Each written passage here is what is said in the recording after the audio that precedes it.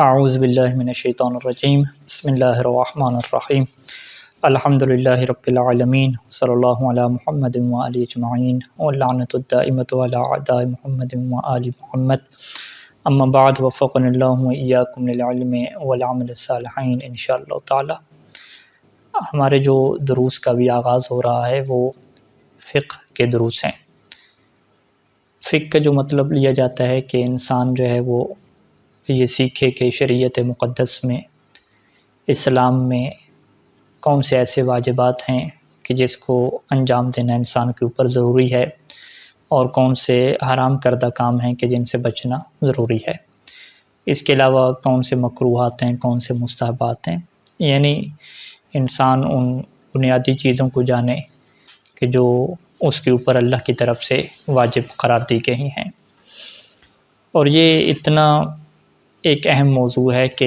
روایات اہل بیت علیہ السلام میں جو شخص جو ہے وہ دین کو نہیں سیکھتا اسے اعرابی اور بدو اور ان پڑھ اور جاہل سے تعبیر کیا گیا ہے۔ یعنی اگر ہم یہ نہیں سیکھتے کہ دین اسلام میں کیا قوانین ہیں اور ہم نے اپنی زندگی کیسے گزارنی ہے، آپس میں اگر ہم ایک دوسرے سے ڈیل کر رہے ہیں، خرید و فروخت کر رہے ہیں، معاملات کر رہے ہیں، ایک رشتے میں کسی کے ساتھ بندھ رہے ہیں تو اس کے کیا فقہی احکام ہیں، اگر ہم انفرادی حیثیت سے زندگی گزار رہے ہیں تو اس کے کیا زندگی گزارنے کے کیا اصول ہیں، کیا قوانین ہیں کہ جن کو اگر ہم انجام نہیں دیں گے تو ہم گناہ گار ہوں گے۔ تو اگر ہم ان سب چیزوں کو نہیں جانتے تو اہل بیت علیہ السلام کی نگاہ میں ہم اعرابی اور بدو شمار ہوتے ہیں۔ اور اس کی اہمیت کے لیے میں مزید بھی آپ کے سامنے ایک دو احادیث رکھنا چاہوں گا۔ الکافی میں جو ہے وہ حدیث ہے ہمارے پاس کہ امام صادق علیہ السلام کا ایک صحابی ہے بشیر دہان، تو امام نے اس سے یہ فرمایا تھا کہ لا خیر فی من لا یتفقہ من اصحابنا، کہ اے بشیر دہان اس بندے میں کوئی اچھائی اور بلائی اور کوئی یعنی اچھائی نام کی کوئی چیز نہیں ہے اس میں، لا خیرہ، کہ جو ہے تو ہمارے اصحاب میں سے، ہمارے چاہنے والوں میں سے ہے، ہمارا صحابی ہے، ہمارا ساتھی ہے، لیکن لا یتفقہ، وہ فقہ حاصل نہیں کرتا، وہ دین میں سمجھ بوجھ پیدا نہیں کرتا۔ اور پھر امام نے فرمایا کہ یا بشیر ان الرجل منہم اذا لم یستغن بفقہ، کہ جب کوئی مرد، کوئی انسان اپنی فقہ کے ذریعے سے بے نیاز نہیں ہوتا، یعنی اپنی فقہ کو نہیں سیکھتا، تو اس کا نقصان کیا ہوتا ہے کہ احتاج الیہم، تو اسے پھر ضرورت پڑتی ہے کہ وہ ہمارے مخالف جو لوگ ہیں ان کے دروازے پہ جائے، اور جب وہ ان کے دروازے کی طرف جاتا ہے تو وہ اسے اپنی گمراہی کے دروازے میں داخل کر دیتے ہیں اور اس بندے کو پتہ بھی نہیں چلتا۔ یعنی ہم اس کو یوں کہہ سکتے ہیں کہ انسان اگر اپنے مذہب کی اور جس مکتب اہل بیت کا وہ ماننے والا ہے وہاں سے اگر وہ شرعی احکام اور حلال و حرام کا علم حاصل نہیں کرتا تو ظاہری بات ہے جو دیگر مکاتب فکر ہیں، جو مخالفین شمار ہوتے ہیں، وہ پھر ان کی فکر کے اوپر عمل کرنا شروع کر دیتا ہے اور یوں وہ گمراہی کے رستے پہ چل پڑتا ہے، اسے اس بات کا شعور ہی نہیں ہوتا۔ اور اسی چیز کو ہم اپنے بر صغیر میں بھی دیکھ رہے ہیں کہ ایسے ایسے لوگ جو ہے وہ مسائل بیان کرتے ہیں کہ جس کا جو ہے وہ مکتب اہل بیت سے کوئی تعلق نہیں ہوتا۔ جیسے ایک مشہور مثال شاید آپ نے بھی سنی ہو کہ خواتین کا قبرستان میں جانا حرام ہے۔ اب یہ مکتب اہل بیت کا کوئی اصول نہیں ہے، یہ دیگر جو مکاتب فکر ہیں جو اہل بیت کے مقابلے میں آئے، یہ ان کا جو ہے وہ مسئلہ ہے۔ یا جو ہے وہ اسی طریقے سے جی اگر آپ غسل کر رہے ہیں تو 3 دفعہ آپ کلی کریں گے، 3 دفعہ ناک میں پانی ڈالنا آپ کے لیے ضروری ہے، واجب ہے، یہ بھی جو ہے وہ ہماری فقہ کا جو ہے وہ مسئلہ نہیں ہے، یہ بھی ان کی فقہ سے آیا ہوا ہے۔ یا اسی طریقے سے جی وضو میں پاؤں دھو لے، پاؤں گندے ہوتے ہیں، چلیں جی وہ آپ دھو لیا کریں، پہلے آپ جی دھو لیں بعد میں نہ دھویں، تو یہ بھی کیا ہے ادھر سے فقہ آئی ہوئی ہے، کیونکہ ہمارے یہاں وضو میں پاؤں دھونا نہیں ہے۔ اسی طریقے سے یعنی آپ کو نکاح، طلاق میں اور بہت ساری چیزوں میں ایسی ایسی مثالیں ملتی ہیں کہ جس میں اگر آپ دیکھتے ہیں تو وہ ہماری فقہ نہیں ہوا کرتی، کیونکہ ہم ایک ایسے معاشرے میں رہ رہے ہیں کہ دیگر مکاتب فکر کے لوگ بھی ہمارے ساتھ ہوتے ہیں۔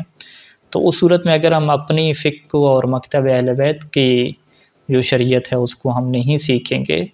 تو اس طرح کی پھر مشکلات کا ہم شکار ہو جائیں گے۔ تو چھٹے امام نے یہی بشیر دہان سے فرمایا تھا کہ اگر تم ہماری فقہ کو نہیں سیکھو گے اور ہمارے چاہنے والے ہماری فقہ کو نہیں سیکھیں گے تو پھر وہ گمراہی کے دروازے میں یوں داخل ہوں گے کہ انہیں اس بات کا پتہ ہی نہیں چل سکے گا۔ اور اسی طریقے سے جو ہے وہ ایک اور روایت آپ کی خدمت میں یہ بھی الکافی سے ہے کہ جس میں جو ہے وہ امام علیہ السلام نے یعنی امام باقر علیہ السلام نے کہا کہ 3 کام ایسے ہیں کہ اگر انسان ان کو کر لے تو اس سے کہا جاتا ہے کہ اس نے مکمل کمال کو حاصل کر لیا، یعنی جیسے عربی زبان میں الکمال و کل الکمال یہ تعبیر جو ہے وہ کہتے ہیں، اور یہاں پہ امام باقر علیہ السلام نے یہی الفاظ استعمال کیے کہ مکمل کمال ہے، کہ اس نے کمال کر دیا، اس نے تمام کے تمام جو کمالات تھے جتنے یہ عروج پہ جا سکتا تھا اس نے اس عروج کو چھو لیا کہ اگر یہ 3 کام کر لے۔ اس میں سے پہلا جو کام ہے وہ زندگی میں التفقہ فی الدین ہے کہ انسان جو ہے وہ دین میں سمجھ بوجھ پیدا کرے۔ پھر ساتھ دوسرا کام ذکر فرمایا کہ الصبر علی النائبہ، کہ جو مشکلات آتی ہیں انسان اس پہ صبر کرنا سیکھ جائے۔ اور تیسری چیز اس کے ساتھ یہ جوڑی کہ وہ تقدیر المعیشت ہے، کہ جو زندگی گزارنا ہے، جو معیشت کا اپنا نظام ہے اسے وہ منظم کر لے۔ انسان اپنی زندگی گزارنا، اپنی معیشت، اپنا اقتصاد جہاں سے وہ کما رہا ہے اس کو وہ سیٹل کر لے، اس کے ساتھ جو زندگی کی مشکلات پیش آتی ہیں اس کے اوپر صبر کرنا سیکھ جائے، اور پھر تفقہ فی الدین، دین کے اندر بھی سمجھ بوجھ رکھتا ہو، تو یہ بہت ہی کمال کی بات ہے۔ تو چوتھے امام نے اس کو یہ تعبیر فرمایا کہ الکمال کل الکمال، کہ چوتھا امام میں کہہ رہا ہوں یہ امام باقر علیہ السلام یعنی 5ویں امام نے یہ بات بیان فرمائی کہ الکمال کل الکمال، کہ یہ جو ہے وہ مکمل کمال کی یہ باتیں ہیں۔ تو بہرحال دین سیکھنے کی اہمیت اور اس کے مطابق زندگی گزارنے کی اہمیت ایک الگ موضوع ہے اور بہت بڑا ہے، لیکن چونکہ ہم ابھی فقہی احکام شروع کرنے جا رہے ہیں تو یہ 2-3 روایات جو ہیں وہ کافی ہیں ہمارے لیے اس کی اہمیت کو سمجھنے کے لیے۔ سب سے پہلے جو ہے وہ ہم چلتے ہیں کہ ہمارے اوپر کون سی چیزیں واجب ہیں اور ان کا ہم علم کیسے حاصل کریں گے۔ تو یہاں سے آغاز ہوتا ہے کتاب التقلید کا، تقلید کے احکام کے یہاں سے آغاز ہوتا ہے، اور یہاں پہ بڑی واضح سی بات ہے کہ ہر انسان کے اوپر واجب ہے کہ وہ اس بات کو کنفرم کرے کہ میرے اوپر جو اللہ کی طرف سے تکالیف ہیں اور اللہ کی طرف سے ذمہ داریاں مجھے دی گئی ہیں میں ان کو انجام دے رہا ہوں۔ یہ انسان کے لیے علم حاصل کرنا ضروری ہے۔ اب یہ علم انسان کو کہاں سے آتا ہے، اسے کیسے پتہ چلتا ہے کہ میں ان تمام تر ذمہ داریوں کو ادا کر رہا ہوں کہ جو میرے خالق، میرے مالک کی طرف سے مجھے دی گئی ہیں؟ تو سید سیستانی دامت ظل العالی نے اپنی کتاب المسائل المنتخبہ میں لکھا کہ یہ انسان کو تبھی یقین ہو سکتا ہے کہ جب 4 طریقوں میں سے وہ ایک طریقے کے اوپر چلے۔ سب سے پہلا جو طریقہ ہے کہ جسے عربی زبان میں الیقین التفصیلی کہتے ہیں، کہ بڑا ڈیٹیل کے ساتھ اسے پتہ چل جاتا ہے کہ ہاں یہ جو ہے وہ اللہ کی طرف سے میرے اوپر واجب کام ہے اور یہ کام جو ہے وہ اللہ کی طرف سے میرے لیے ممنوع ہیں۔ یہ پہلی بات ہے کہ انسان کو 100% یقین ہو جائے کہ یہ میرے اوپر واجبات ہیں اور یہ میرے اوپر کیا ہے، حرام کام ہے۔ اور پھر وہاں پہ لکھا سید سیستانی دامت ظل العالی نے کہ اس طرح کا جو یقین ہے یہ دین اسلام کے جو موٹے موٹے جو بڑے بڑے واضح اور کلیئر احکام ہے وہاں بھی انسان کو حاصل ہو جاتا ہے۔ جیسے ہم سب کو معلوم ہے کہ نماز پڑھنا واجب ہے، روزہ رکھنا واجب ہے، حجاب اور پردہ کرنا خاتون کے لیے واجب ہے، شادی کرنا سنت ہے، اسی طریقے سے جو ہے وہ غریبوں کی مدد کرنا یہ نیکی کا کام ہے، ثواب کے کام ہے، جھوٹ بولنا حرام ہے، شراب پینا حرام ہے، اور دیگر جو حرام کاموں کی جو موٹے موٹے ایک بنیادی چیزیں ہیں ان سب کا جو ہے وہ ہم کو علم ہے۔ تو یہ جو انسان کو علم ہوتا ہے اسے ہم کیا کہتے ہیں کہ انسان کو یقین ہے۔ اور یہ یقین کہاں پہ ہوتا ہے، اس کے لیے جو ہے وہ ہم یہ بھی جملہ استعمال کر سکتے ہیں کہ جو موٹے موٹے اور بڑے واضح سے جو ہے وہ احکام ہوتے ہیں، اور اگر ہم اس کو فقہی ایک ٹرم کے طور پہ آپ کو سمجھانا چاہیں تو اسے ہم یہ کہتے ہیں کہ ضروریات کا لفظ استعمال ہوتا ہے۔ ویسے تو اردو میں تو ضروریات زندگی کے لیے یہ لفظ بولا جاتا ہے، لیکن فقہی ٹرم میں اور عربی زبان میں ضروریات کا مطلب یہ ہوتا ہے کہ جو چیز بڑی واضح ہو اور بڑی ہی کلیئر ہو، اس کے اندر جو ہے وہ دو بندوں کا اختلاف نہ ہو۔ تو کچھ ایسی ضروریات ہوتی ہیں کہ جو تمام مسلمانوں کے ہاں کلیئر اور بڑی واضح ہیں، اس کے اندر کسی کا کوئی اختلاف نہیں ہوتا۔ کچھ ایسی ضروریات ہوتی ہیں اسلام کے اندر کہ جو فرض کریں کہ مکتب تشیع میں، مکتب اہل بیت والوں کے ہاں بڑی واضح اور کلیئر ہیں، اس کے اندر کسی کا کوئی اختلاف نہیں ہوتا۔ تو گفتگو کا آغاز کہاں سے ہوا کہ ہر انسان کے اوپر واجب ہے کہ وہ اس بات کو یقینی بنائے کہ میں اللہ کی جو ذمہ داریاں اللہ نے مجھے دی ہوئی ہیں میں ان کو پورا کر رہا ہوں، اور اس یقین کو حاصل کرنے کے لیے کہ میں نے اللہ کی ذمہ داریوں کو پورا کیا ہے، پہلا رستہ تو کیا ہے کہ اسے اس بات کا خود سے یقین ہو جائے کہ یہ اللہ کی طرف سے میرے اوپر ذمہ داری آئی ہوئی ہے۔ اور یہ یقین اسے کہاں پہ ہو سکتا ہے؟ جو شریعت کے موٹے موٹے احکام ہیں جن کے اندر کسی کا کوئی اختلاف نہیں ہے، کہ جسے ہم فقہی تعبیر میں اور فقہی ٹرم میں ضروریات سے تعبیر کرتے ہیں، ضروریات دین یا ضروریات مذہب کے نام سے یاد کرتے ہیں اسے۔ تو یہ کیا ہو گیا؟ پہلا جو ہے وہ رستہ ہو گیا۔ دوسرے رستے کو ہم کہتے ہیں تحقیق کا رستہ، جس کا نام رکھا ہوا ہے اجتہاد، کہ انسان جو ہے وہ خود تحقیق کرے، قرآن مجید کی آیات کا ان ڈیٹیل مطالعہ کرے، اسٹڈی کرے، اور روایات اہل بیت علیہ السلام کے متعلق تحقیق کرے، اور خود سے جو ہے وہ اس بات تک پہنچنے کی کوشش کرے کہ اللہ کی طرف سے میرے اوپر کون سے واجبات ہیں، کون سے محرمات ہیں، محمد وآل محمد علیہ السلام نے اسے کیسے بیان فرمایا ہے، خود سے جو ہے وہ تحقیق کرے۔ تو اس کو آپ کیا نام دے سکتے ہیں؟ تحقیق کا نام دے سکتے ہیں، اجتہاد کا نام دے سکتے ہیں، تفقہ کا نام دے سکتے ہیں۔ تو یہ دوسرا طریقہ ہے۔ اور تیسرا طریقہ جسے ہم یہ کہتے ہیں کہ تقلید۔ تقلید کیا ہے؟ کہ انسان خود سے تحقیق نہ کرے، بلکہ جن لوگوں نے تحقیق کر رکھی ہے اور وہ تحقیق کر رہے ہیں ان کے اوپر انسان ڈیپینڈ کرے، ان کے اوپر انسان بھروسہ کرے، ان سے پوچھ لے کہ بھئی میرے اوپر کیا واجبات ہیں، شریعت مقدس میں اللہ تعالیٰ نے میرے اوپر کیا ذمہ داریاں رکھی ہیں،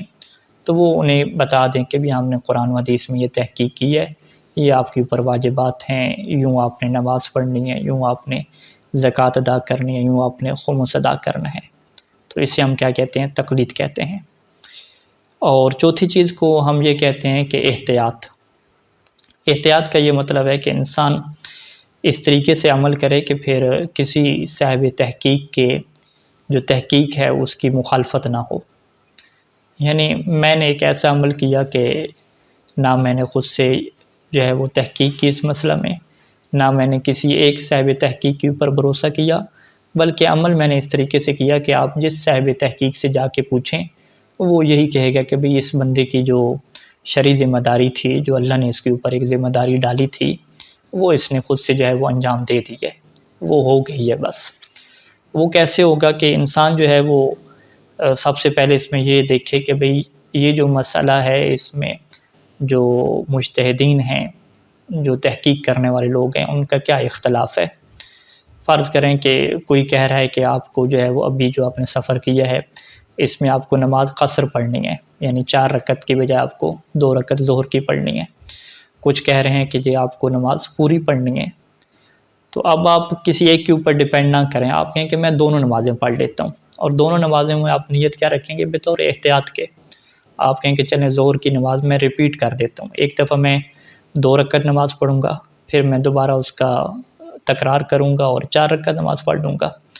تو یوں کیا ہو جائے گا؟ یہ تکرار ہو جائے گا۔ تو اب آپ کہیں کہ بھی آپ کسی سے پوچھ کے بتائیں، میں نے کسی کی تقلید نہیں کی، تو بتاؤ کیا میری شرعی ذمہ داری ادا ہو گئی؟ تو سب کہیں گے کہ جی ہاں آپ کی شرعی ذمہ داری ادا ہو چکی ہے، اب آپ کو جو ہے وہ دوبارہ نماز پڑھنے کی ضرورت نہیں ہے۔ تو اسے کیا کہتے ہیں؟ کہ اس بندے نے خود سے تحقیق بھی نہیں کی، یعنی یہ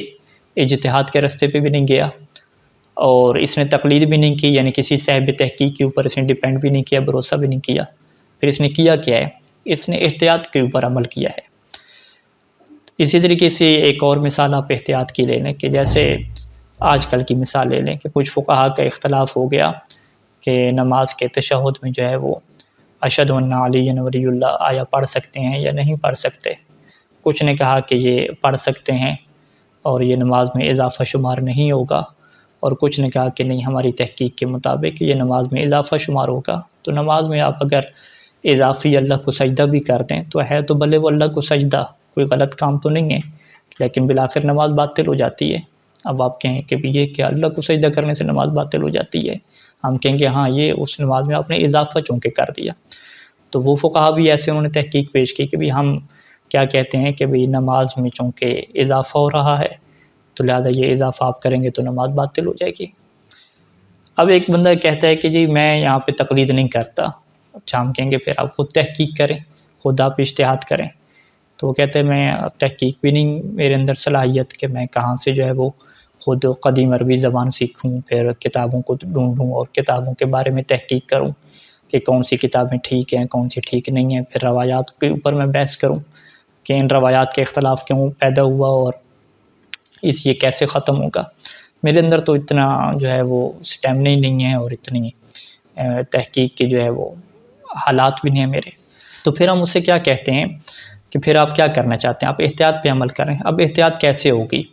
تو ہم کہیں گے کہ بھئی اگر تو آپ نماز کے تشہد میں اشہد ان علی ولی اللہ پڑھیں گے تو کچھ فقہا کے مطابق آپ کی نماز میں اضافہ ہو جائے گا اور نماز میں اضافہ کرنے سے نماز باطل ہوتی ہے، اور کچھ کہہ رہے ہیں کہ نہیں جی اضافہ نہیں ہوگا۔ تو اگر آپ نے پڑھ لیا تو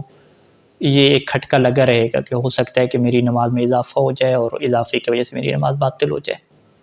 اچھا اگر آپ نہیں پڑھتے تو پھر آپ فقہا سے پوچھ لیں،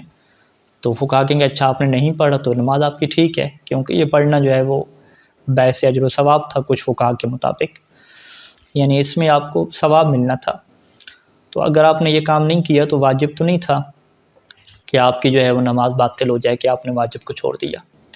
تو لہذا یہاں پہ احتیاط کیسے ہوگی کہ آپ نماز کے تشہد میں اشہد ان علی ولی اللہ نہیں پڑھیں گے۔ اب کیوں نہیں پڑھیں گے؟ آپ احتیاط کرتے ہوئے نہیں پڑھیں گے، اور یہی سید سستانی دامت اللہ علیہ کا موقف ہے کہ آپ احتیاط کرتے ہوئے جو ہے وہ نماز کے تشہد میں علی ولی اللہ نہ پڑھیں، کیونکہ ہو سکتا ہے کہ یہ اضافہ ہو جائے۔ جب آپ احتیاط کریں گے تو ظاہری بات ہے جو صاحبان تحقیق ہیں جو فقہا ہیں ان کے اندر واجب کا نظریہ تو نہیں ہے کہ یہ ایک نماز کا جزء رکن ہو چکا ہے کہ جس کی حیثیت رکن کی طرح کی ہے کہ جس کو اگر چھوڑ دیا جائے تو نماز باطل ہو جاتی ہے، اس طرح کا تو ابھی تک کوئی نہیں کہتا، لہٰذا یہ احتیاط ہو جائے گی۔ اور اگر احتیاط کا تیسرا آپ رخ لیں تو بعض وقت احتیاط ناممکن ہو جاتی ہے کہ انسان احتیاط نہیں کر پاتا۔ یہی مسئلہ لے لیں آپ نماز کے تشہد کا، کہ اگر اس میں ایک طرف یہ نظریہ آ جاتا ہے کہ اس کا پڑھنا واجب ہے، دوسری طرف یہ نظریہ آ جاتا ہے کہ یہ اضافہ ہے اور اس سے نماز باطل ہوتی ہے، تو اب آپ کیسے احتیاط کر سکیں گے؟ تو آپ یا تو ڈبل نماز پڑھیں کہ ایک دفعہ نماز میں پڑھ لیں ایک دفعہ نہ پڑھ لیں، ہاں یہ احتیاط کا طریقہ ہو سکتا ہے۔ لیکن بعض اوقات کیا ہوتی ہے ڈبل کی گنجائش نہیں ہوتی، جیسے فرض کریں نماز جمعہ کی مثال لے لیں، تو اگر ایک تحقیق یہ کہہ رہی ہے کہ غیبت کے زمانے میں نماز جمعہ پڑھنا جائز نہیں ہے غیر معصوم کے پیچھے، اور ایک تحقیق یہ کہہ رہی ہے کہ نہیں پڑھنا آپ کے اوپر واجب ہے، تو اب آپ کیا کر سکتے ہیں؟ دو ہی آپشن ہیں، یا پڑھیں گے یا نہیں پڑھیں گے۔ پڑھیں گے تو پھر بھی پھنستے ہیں، ہو سکتا ہے کہ یہ میں نے جو ہے وہ امام کے حکم کی مخالفت کر دی ہو، نہ پڑھیں تو پھر بھی کیا پھنستے ہیں۔ تو یہ ایک ایسی چیز ہے کہ یہاں پر احتیاط کیا ہے ممکن نہیں ہوا کرتی۔ تو لہذا جو ہے وہ ہم اس بات کا آپ کے سامنے جو ہے وہ خلاصہ کریں کہ احتیاط کبھی کیا ہوتی ہے کہ آپ عمل کو ریپیٹ کرتے ہیں، بار بار کرتے ہیں، تاکہ کوئی کسی بھی فقیہ سے جا کے پوچھیں، سب کہیں کہ بھئی آپ نے چلیں اپنی ذمہ داری کو پورا کر دیا۔ بعض اوقات احتیاط میں کیا ہوتا ہے کہ آپ ایک چیز کو چھوڑ دیتے ہیں، کیونکہ آپ اس چیز کو اس لیے چھوڑ رہے ہیں کیونکہ جب آپ چھوڑیں گے تو تمام کہیں گے کہ بھئی کم از کم نماز تو آپ کی ٹھیک ہے، کوئی اس میں ایشو نہیں ہے، چلیں آپ نے زیادہ سے زیادہ ایک مستحب اور اجر و ثواب والے کام کو چھوڑ دیا۔ اور بعض وقت کیا ہوتا ہے کہ آپ جو ہے وہ دو راہوں پہ کھڑے ہو جاتے ہیں کہ یا ادھر جا سکتے ہیں یا ادھر جا سکتے ہیں، دونوں کو لے کے ساتھ نہیں چل سکتے، تو یہاں پہ احتیاط کرنا آپ کے لیے ناممکن ہو جاتا ہے۔ چونکہ احتیاط کرنا یہاں پہ آپ کے لیے ناممکن ہے تو لہٰذا آپ کو جو ہے وہ پھر خود تحقیق کی طرف بڑھنا پڑتا ہے، یعنی اجتہاد کی طرف جانا پڑتا ہے، یا پھر آپ کو تقلید کرنا پڑتی ہے۔ تو اسی وجہ سے احتیاط جو ہے وہ آخری رائے حل نہیں ہے، آخری رائے حل یا اجتہاد کی صورت میں ہے یا پھر تقلید کی صورت میں ہے۔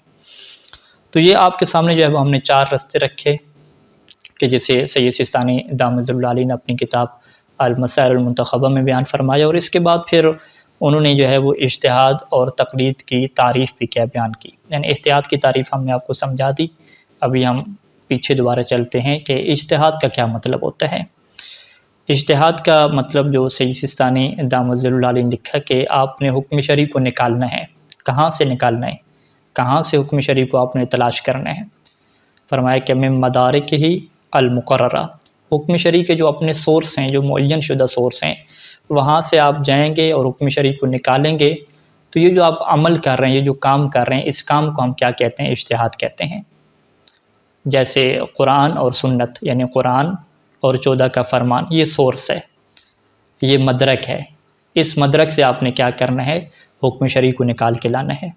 آپ کہیں چلیں جی پڑھیں، قرآن مجید پڑھیں، روایات اہل بیت علیہ السلام میں تحقیق کریں اور دیکھیں کہ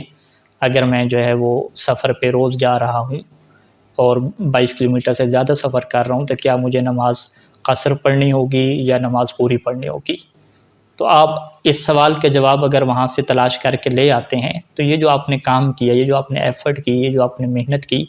اسی محنت کو ہم کیا کہتے ہیں؟ اجتہاد کہتے ہیں۔ اجتہاد کیسے کہتے ہیں؟ حکم شرعی کو نکالنا۔ اس نکالنا کے لیے عربی کا لفظ استعمال ہوتا ہے استنباط کرنا، کہ آپ نے حکم شرعی کو نکالنا ہے، اس نکالنے کے عمل کو ہم اجتہاد کہتے ہیں۔ ہمارا اور اہل سنت کا یہ اختلاف ہے کہ وہ اجتہاد کو باقاعدہ ایک سورس کہتے ہیں۔ وہ کہتے ہیں کہ اجتہاد ایک مدرک ہے، جس طرح قرآن اور محمد وآل محمد کا فرمان یا سنت نبی ایک مدرک ہے کہ وہاں سے ہم حکم شرعی کو لیتے ہیں، اسی طریقے سے اس کے آگے جو ہے وہ اجتہاد بھی کھڑا ہوا ہے، یعنی اجتہاد بھی ایک مدرک ہے، یہاں سے ہم حکم شرعی کو نکالتے ہیں۔ جبکہ ہمارے ہاں اجتہاد مدرک کا نام نہیں ہے۔ جو مدرک یعنی سورس جو ہے، وہ جو مصدر ہے، جو کتابیں ہیں، وہ ہمارے یہاں معین شدہ ہیں کہ بھئی یہی مدرک رہے گا۔ ہاں، اس کے اندر سے جب آپ نکالیں گے تو آپ کے اس عمل کو کیا کہا جائے گا؟ اجتہاد کہا جائے گا۔ تو لہٰذا میں بات کو بہت ہی یہاں پہ مختصر کر رہا ہوں، کیونکہ یہ ابتدائی کلاسز ہیں، کہ اہل تشیع کے ہاں اجتہاد کا مطلب کیا ہے کہ حکم شرعی کو نکالنا۔ کہاں سے نکالنا؟ جو اس کے معین سورسز ہیں وہاں سے نکالنا۔ جبکہ اہل سنت کے ہاں اجتہاد کیا ہے کہ خود قرآن اور سنت سے ہٹ کے ایک تیسرا سورس ہے، یعنی وہ باقاعدہ ایک سورس کو اجتہاد کا نام دیتے ہیں، جبکہ ہم اجتہاد کو سورسز میں شامل نہیں کرتے۔ ہم اپنا جو عمل ہے، یہ جو حکم شرعی نکالنے کا عمل ہے، ہم اسی کو کیا کہتے ہیں؟ اجتہاد کہتے ہیں۔ اس کو بہت ہی آسان کر کے سید خوئی علیہ رحمہ، جو سید سستانی کے استاد ہیں، انہوں نے بیان فرمایا کہ اجتہاد کا مطلب یہ ہے کہ آپ حکم شرعی کے اوپر حجت کو تلاش کریں۔ جب آپ کسی بھی حکم شرعی کے اوپر حجت کو تلاش کرتے ہیں تو یہ جو تلاشنے کا عمل ہے، اس عمل کو ہم کیا کہتے ہیں؟ اجتہاد کہتے ہیں۔ تو لہٰذا جو انسانی عمل ہے اس کو ہم کیا نام دے رہے ہیں؟ اجتہاد کا نام دے رہے ہیں۔ اب آ جائیں تقلید کیسے کہتے ہیں۔ تو یہاں پہ سید سستانی دامت اللہ علیہ کا یہ موقف ہے کہ تقلید میں اتنا کافی ہے آپ کے لیے کہ آپ کو اس بات کا یقین ہو جائے کہ میں جو عمل کر رہا ہوں یہ میں تکے نہیں مار رہا، بلکہ جو میرا عمل ہے یہ اس فقیہ کے فتویٰ کے مطابق ہے کہ جس کا فتویٰ اور جس کی تحقیق میرے لیے ابھی حجت ہے۔ یعنی تقلید کا کیا مطلب ہے؟ کہ انسان کو اس بات کا یقین ہو جائے، یہ بات اس کے لیے ثابت ہو جائے کہ میرا عمل اس مجتہد کے فتویٰ کے مطابق ہے کہ جس کا فتویٰ، جس کی تحقیق میرے لیے حجت ہے۔ کیوں حجت ہے؟ کیونکہ وہ سب سے زیادہ علم رکھنے والا ہے، کیونکہ وہ ایک نیک اور عادل انسان ہے، کیونکہ وہ ماہر انسان ہے کہ جس کو ہم کیا ہے شرائط میں کیا بیان کریں گے۔ تو یہ کیا ہوگی؟ تقلید ہو گئی۔ تو لہٰذا یہاں سے یہ بات واضح ہوتی ہے کہ تقلید کوئی پیری مریدی کی طرح کا سیٹ اپ نہیں ہے کہ جس میں آپ نے باقاعدہ جو ہے وہ ایک نیت کرنی ہوتی ہے کہ میں جی آج کے بعد فلاں کی تقلید میں جا رہا ہوں۔ نہیں، ایسی بات نہیں ہے، بلکہ یہ حقیقت میں ایک بڑی واضح اور فطری سی بات ہے کہ جب آپ دین پر عمل کرنے چاہتے ہیں، جب آپ یہ چاہتے ہیں کہ میں نے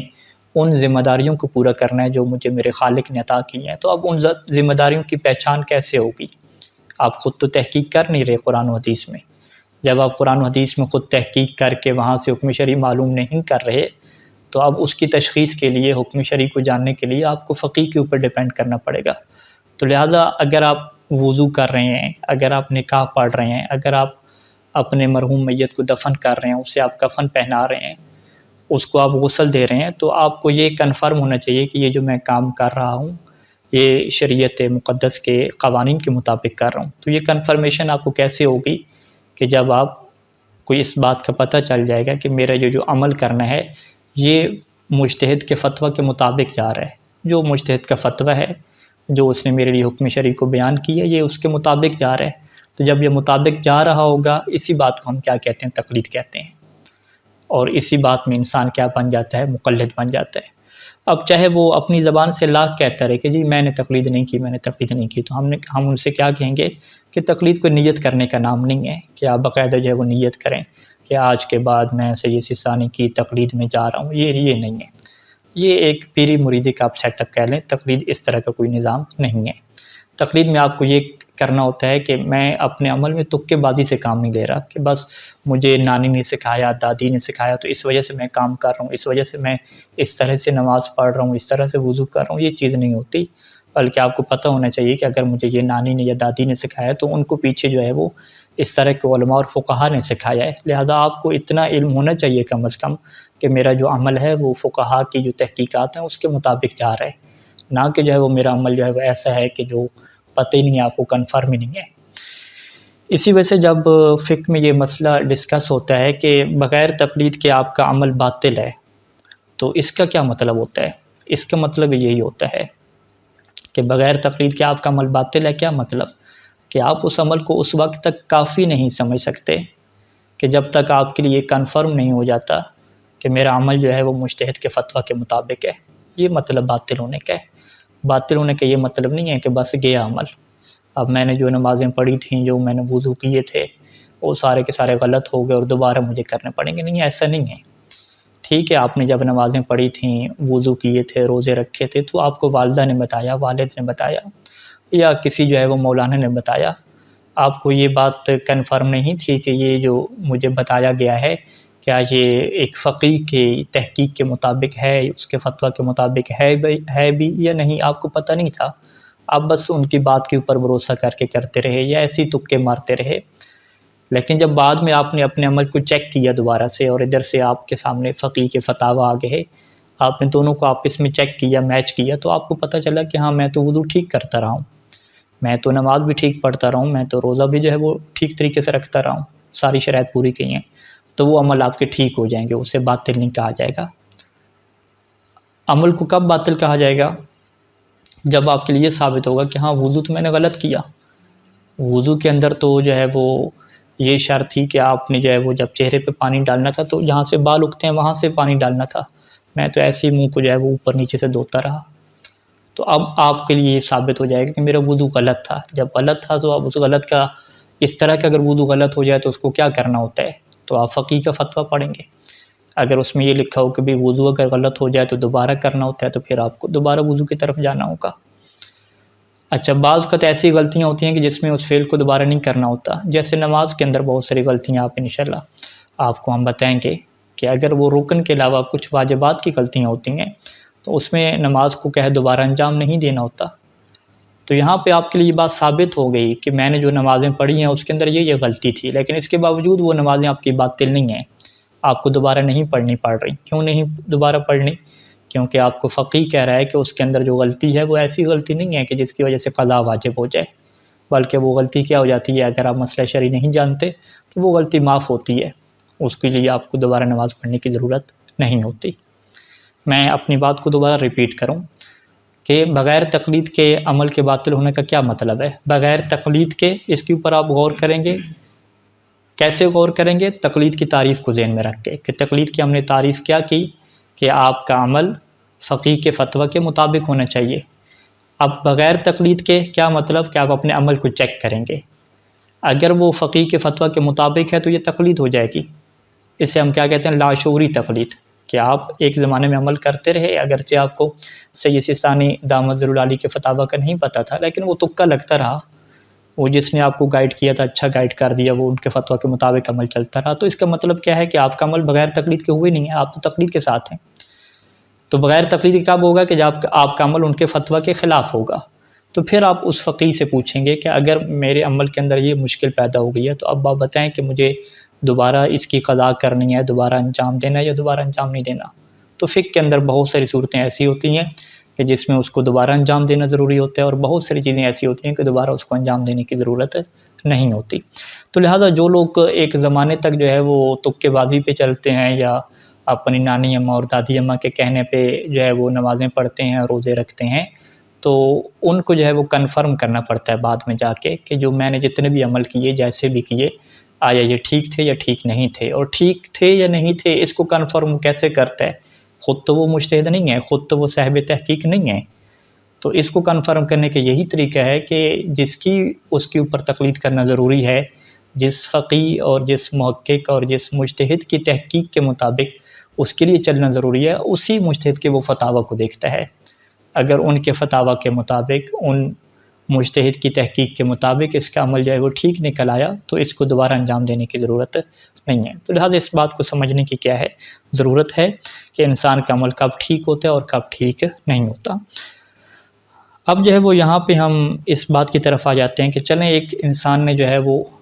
تقلید کا یہ سوچ لیا کہ ابھی میں اپنے عمل کو کنفرم کیا کروں گا، ایسے تکے میں نہیں لگاؤں گا،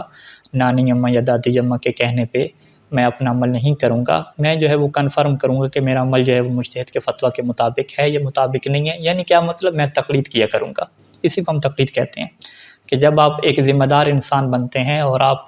تکے بازی کی دنیا سے نکلتے ہیں اور کسی ایسے شخص پہ بھروسہ نہیں کرتے کہ جسے دین کے متعلق کچھ علم نہیں ہوتا، آباء و اجداد کے اوپر بھروسہ کرنے سے، ان کی تقلید سے آپ باہر نکلتے ہیں، تو پھر آپ علماء کی طرف جاتے ہیں، فقہا کی طرف جاتے ہیں، اور اسی کو ہم تقلید کہتے ہیں۔ تو جس دن آپ نے یہ طے کر لیا کہ آج کے بعد جو میں عمل کروں گا، کوئی بھی عمل ہے، چاہے وہ میرا انفرادی عمل ہے، نکاح ہے، طلاق ہے، کسی سے معاملہ کرنا ہے، کوئی کاروبار کرنا ہے، کوئی انویسٹمنٹ کرنی ہے، تو میں اپنے عمل کو کنفرم کیا کروں گا کہ آیا یہ میرا عمل جو ہے وہ مجتہد کے فتویٰ کے مطابق ٹھیک ہے یا ٹھیک نہیں ہے۔ یعنی میں کیا کیا کروں گا، تقلید کیا کروں گا۔ تو اب یہاں پہ آپ کو کیا چاہیے ہوگا، مجتہد کی تحقیق چاہیے ہوگی، آپ کو اپنے فقیہ کا فتویٰ ضرورت ہوگا۔ تو یہاں پہ یہ سوال اٹھتا ہے کہ وہ کون سے شرعی طریقے ہیں کہ جس کے مطابق آپ اپنے مجتہد کا فتویٰ حاصل کر سکتے ہیں اور وہاں تک پہنچ سکتے ہیں۔ یعنی ایسا نہیں ہے کہ کوئی بھی یوٹیوب پہ بیٹھ کے، فیس بک پہ بیٹھ کے آپ کو کہے کہ جی سید سیستانی نے یہ فرما دیا، تو آپ کہیں کہ اچھا جی انہوں نے یہ فرما دیا تو آپ چپ کر کے عمل کر لیں۔ نہیں، یہ طریقے نہیں ہیں۔ آپ کو یہ دیکھنا پڑے گا کہ میں جس سورس سے اپنے مجتہد کے فتویٰ تک پہنچ رہا ہوں، کیا وہ ایک ایسا سورس ہے، کیا وہ ایک ایسا ذریعہ ہے کہ جس کے اوپر شریعت نے مجھے اجازت دی ہے کہ میں اس کے اوپر بھروسہ کر سکوں، اس سورس کو میں اپنا سکوں۔ تو یہاں پہ سید سیستانی دامت العالیہ نے لکھا کہ انسان کے سامنے جو ہے وہ 3 رستے ہیں کہ ان 3 رستوں کے اوپر وہ بھروسہ کر سکتا ہے اور اس کے اوپر بھروسہ کرتے ہوئے وہ اپنے مجتہد کے فتویٰ تک پہنچ سکتا ہے۔ پہلا طریقہ تو جو ہے وہ یہی ہے، جو ایک بہت ہی اچھا طریقہ ہے کہ وہ خود مجتہد کی زبان سے جو ہے فتویٰ خود سنے، خود اس کے پاس بیٹھا ہو اور مجتہد خود کیا اسے بتلا دے کہ بھئی یہ جو ہے وہ طریقہ ہے، اس طریقے سے جو ہے وہ شریعت محمدی کا حکم ہے اور اللہ کی شریعت کا یہ حکم ہے اور آپ نے اس طریقے سے چلنا ہے۔ یہ تو پہلا طریقہ ہوگا۔ ظاہری بات ہے یہ طریقہ سب کے لیے کیا ممکن نہیں ہوتا، بلکہ اکثریت اس طریقے سے محروم رہتی ہے۔ دوسرا جو طریقہ یہ ہے کہ مجتہد کے فتویٰ کے مطابق یا تو 2 عادل شخص کہ جو نیک ہوں، جھوٹ نہ بولنے والے ہوں، وہ آ کے آپ کو خبر دیں، یا 2 عادل نہ ہوں تو ایک کم از کم قابل بھروسہ، قابل اطمینان بندہ کہ جس کے اوپر آپ نے باقاعدہ جو ہے وہ تحقیق کی ہو اور ادھر ادھر سے آپ نے معلومات جمع کی ہوں، تو آپ کو پتہ چلے کہ ہاں یہ بندہ جو ہے وہ قابل بھروسہ ہے، اسے جو ہے وہ سید سیستانی کے فتاوے سمجھ آتے ہیں اور اس کے اوپر میں بھروسہ کر سکتا ہوں۔ تو اگر قابل اعتماد بندہ آپ کو بتاتا ہے کہ بھئی سید سیستانی دامت العالیہ کی تحقیق کے مطابق آپ کی یہ ذمہ داری بنتی ہے، تو آپ اس کے اوپر بھی کیا بھروسہ کر سکتے ہیں۔ تو لہٰذا اگر ایک ایسا شخص ہے کہ جو مجہول الحال ہے، آپ کو نہیں پتہ، اگرچہ وہ عبا امامہ پہن کے آ گیا ہے یا اچھے طریقے سے بول رہا ہے، لیکن آپ کو نہیں کنفرم کہ یہ پتنی قابل اعتماد ہے یا قابل اعتماد نہیں ہے، صورتحال تھوڑی سی ظن والی بن گئی ہے، مشکوک قسم کی صورتحال بن گئی ہے، تو آپ اس کے اوپر ڈیپینڈ نہیں کر سکتے، آپ اس کے اوپر بھروسہ نہیں کر سکتے۔ تو آپ کو ہمیشہ 2 عادل بندوں کی طرف جانا ہوگا، یا 2 عادل نہیں ہے تو کم از کم ایک جو بندہ ہو لیکن وہ قابل اعتماد ہو، قابل اطمینان ہو اور اس کے متعلق آپ نے اطمینان حاصل کر رکھا ہو کہ میں اس کے اوپر کیا ڈیپینڈ کر سکتا ہوں۔ اور تیسرا طریقہ جو ہے وہ یہ ہے کہ آپ کے پاس آپ کے مجتہد کی توضیح المسائل کہ جیسے عربی زبان میں جو ہے وہ رسالہ عملیہ کہتے ہیں، وہ ہونا چاہیے، اور وہ بھی ایسا کہ جس کے اوپر آپ کو یہ بھروسہ ہو کہ اس کا ترجمہ ٹھیک کیا گیا، اس کے اندر غلطیاں نہیں ہیں، اس کو جو لوگ ہینڈل کرنے والے ہیں، جو اس کو چھاپنے والے ہیں، وہ بڑے قابل اعتماد لوگ ہیں، قابل اطمینان لوگ ہیں، اور اس کے اندر جو ہے وہ غلط باتیں نہیں لکھی گئی، وہی بات لکھی گئی ہے کہ جو مجتہد میرے ہیں، جو میرے مرجع اعلیٰ ہیں، ان کے نظریے کے مطابق لکھی گئی ہے۔ تو اس نسخے کے اوپر، اس کتاب کے اوپر اگر آپ کو بھروسہ ہے تو آپ اس کتاب کی طرف بھی کیا ہے جا سکتے ہیں۔ تو یہ جو ہے وہ 3 طریقے ہیں آپ کے سامنے کہ جس کے ذریعے سے آپ اپنے مجتہد کا فتویٰ معلوم کر سکتے ہیں۔ اور ابھی آپ پریکٹیکل چونکہ ہمارے درس سن رہے ہیں، اور اگر آپ ہمیں قابل اعتماد شخص سمجھتے ہیں تو آپ گویا کہ دوسرے طریقے کے مطابق کیا چل رہے ہیں کہ آپ سیسی ثانی کا جو فتویٰ ہے، ان کا جو نظریہ ہے، وہ میری زبان سے سن رہے ہیں، اور اگر آپ میرے اوپر بھروسہ کرتے ہیں تو اس کا مطلب کیا ہو گیا کہ آپ مجتہد کا جو فتویٰ ہے، جو دوسرا طریقہ ہم نے بیان کیا ہے، اس کے مطابق عمل کر رہے ہیں۔ اور اگر آپ میں سے بہت سارے لوگ ایسے ہیں کہ جو توضیح المسائل سے جو ہے وہ سیسی ثانی کے فتاویٰ سمجھ رہے ہیں، خود اسٹڈی کر رہے ہیں، پڑھ رہے ہیں، تو وہ تیسرے طریقے کے مطابق چل رہے ہیں۔ اور اگر کبھی آپ نے جو ہے وہ سیسی ثانی کی زبان سے کوئی حکم سن لیا ہو تو وہ کیا ہے، پہلے طریقے کے مطابق ہے چل رہے ہیں۔ تو یہاں تک جو ہے وہ اس سوال کا جواب بھی واضح ہو گیا کہ مجتہد کا فتویٰ آپ نے کیسے جو ہے وہ حاصل کرنا ہے۔ ایک آخری سوال کو بھی ہم رکھ لیتے ہیں، اور اس کے مطابق یہ ہم اپنے اس درس کو کیا ہے مکمل کرتے ہیں، اور اس کی ہم انشاءاللہ وضاحت جو ہے وہ آگے اگلے درسوں میں کیا ہے مزید بھی اس میں پیش کریں گے کہ آپ نے جس مجتہد کی تقلید کرنی ہے اور جس صاحبان تحقیق لوگوں میں سے آپ نے ایک صاحب تحقیق کا آپ نے اختیار کرنا ہے، چناؤ کرنا ہے کہ مجھے جو یہ تحقیق کر کے بتائے گا کہ شریعت محمدی کا یہ حکم ہے، میں اس کے اوپر بھروسہ کروں گا، تو اس کے اندر کون سی شرائط کا ہونا ضروری ہے۔ سب سے پہلی شرط وہ تو کامن ہے کہ وہ بالغ انسان ہو۔ نابالغ بچہ ہو سکتا ہے کہ وہ ماہر بن جائے، وہ قرآن و سنت سے آپ کو احکام بتلا سکتا ہو، لیکن آپ اس کے اوپر ڈیپینڈ نہیں کر سکتے۔ ہمیشہ جو بالغ انسان ہوگا اسی کے اوپر ڈیپینڈ کریں گے۔ دوسری بات واضح ہے، دوسری شرط کہ عقل مند انسان ہو۔ اگر کوئی نفسیاتی تھوڑا سا مریض ہے، نفسیاتی طور پہ پاگل شخص ہے، تو اس کے اوپر ظاہری بات ہے آپ بھروسہ نہیں کریں گے۔ تیسری جو اس میں شرط یہ آتی ہے کہ وہ مرد ہو، یعنی یہ ممکن ہے کہ ایک خاتون بھی مجتہدہ بن جائے اور وہ اتنی زیادہ جو ہے وہ تحقیق کرے کہ قرآن اور روایات سے اسے شرعی حکم کا پتہ چل جائے، لیکن جب آپ ڈیپینڈ کرنے کے اوپر آئیں گے کہ میں اس کی تحقیق کے اوپر ڈیپینڈ کر رہا ہوں، تو وہ آپ خاتون کے اوپر ڈیپینڈ نہیں کریں گے، وہ آپ مرد کے اوپر کیا ڈیپینڈ کریں گے، اور اس کی بہت ساری وجوہات ہیں فقہی، انشاءاللہ اگلے کورس میں ہم اس کو کیا آپ کے سامنے واضح کریں گے۔ چوتھی جو چیز ہے کہ وہ جو صاحب تحقیق ہونا چاہیے وہ شیعہ اثنا عشریہ ہونا چاہیے، یعنی یہ بھی ممکن ہے کہ شیعہ کے علاوہ کوئی کافر ہو یا کافر کے علاوہ مسلمان ہو، وہ فرض کریں تحقیق کرتا ہے صحیح طریقے سے، یا آگے جا کے ایک بڑی ٹیکنالوجی آ رہی ہے، ایک مصنوعی ذہانت آ رہی ہے، اس کے تحت کیا تحقیق ہو کے آتی ہے، تو اس پہ بھی آپ ڈیپینڈ تب کر سکتے ہیں کہ جب اس تحقیق کو چلانے والا وہ شیعہ اثنا عشری مومن ہو۔ تو اگر شیعہ اثنا عشری مومن ہے تو آپ اس کی تحقیق پر بھروسہ کر سکتے ہیں۔ باقی چاہے جتنا بڑا سائنسدان ہے، جتنی بڑی تحقیق کرنے والا ہے، اگر وہ شیعہ اثنا عشری نہیں ہے تو آپ حلال اور حرام لینے کے لیے اس کے اوپر آپ ڈیپینڈ نہیں کر سکتے۔ پانچویں جو چیز ہے وہ اس کا عادل ہونا ضروری ہے، اور عادل ہونے کی ہم تعریف انشاءاللہ بیان کریں گے کہ عادل ہونے کا اور نیک ہونے کا کیا مطلب ہے۔